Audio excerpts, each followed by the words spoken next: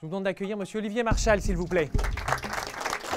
Parce que je trouve que tu vas encore plus loin que tes autres films, comme si d'un seul coup, tu arrivais à te décomplexer. Ce film, ça a été un challenge. Je me suis attaché à faire un film qui soit glamour, qui soit un peu moins dark que mes autres films, même si la violence doit être là, mais il faut qu'on sublime un peu tout ça. Et par la mise en scène, je voulais faire beaucoup de plans séquences pour que justement on glisse un peu dans cette histoire, un peu comme nos personnages, en essayant de cautionner un petit peu la démarche du personnage joué par Benoît Magimel, en faisant un chef d'entreprise qui est en train de perdre sa boîte et par l'intermédiaire de son comptable, donc à l'idée de faire l'arnaque à la TVA. Avec une bande de gamins qui ne se rendent pas trop compte de ce qu'ils font, c'est-à-dire pour eux, ils travaillent sur des ordis, il n'y a pas d'effusion de sang, il n'y a pas de braquage, il n'y a pas d'agression aux personnes. Donc tout d'un coup, ils décident de gagner juste de l'argent. Et c'est en s'associant avec des gros voyous, ce qui est arrivé dans la réalité, qu'en fait, ils sont allés dans le mur. Mon pote Kamel, pote de la boxe, peut nous aider? Il va en faire quoi de tout ce pognon? Et c'est la vraie originalité de ce film que tu signes, c'est que la musique, elle n'est pas décorative, elle prend en charge le récit. Quand j'ai réécrit le scénario, j'avais marqué les intentions de musique. Et Aurel San, c'est une rencontre, je l'ai rencontré au Festival de Saint-Jean-de-Luz, quand j'étais dans le jury, et il présentait Comment c'est loin. J'avais adoré ce film, et surtout, Suicide social, je le voulais vraiment pour l'ouverture du film. Je trouve que c'est un morceau qui emporte.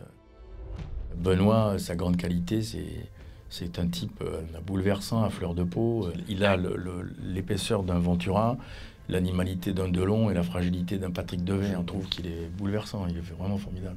Grange, moi je le voulais, il a été accepté tout de suite. Pour vous dire, Laura Smet, on avait failli travailler ensemble, donc elle a accepté rapidement.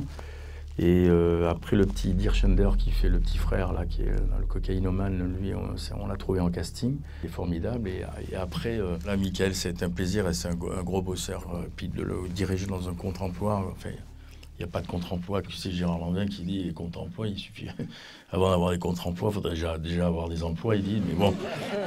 Il y a toujours des personnages féminins qui aimantent.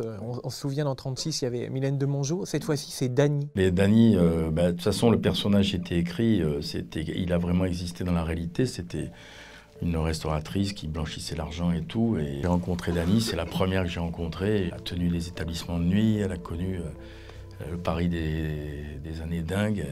Gérard Depardieu, on a essayé il y a 6 jours de tournage. J'étais en train de tourner les scènes de boîte de nuit. Il aime bien passer une semaine avant sur les tournages quand il va tourner. Donc il est arrivé dans la boîte, il y avait 300 figurants. Il a commencé à saluer tout le monde. Enfin voilà, il est arrivé, c'était Obélix, quoi. Il était content d'être avec nous. Et il m'a dit, oh, je vais te le faire, ton film, tu vas voir. Donc, voilà, donc depuis, on a ce souvenir entre nous où ça a été une expérience incroyable.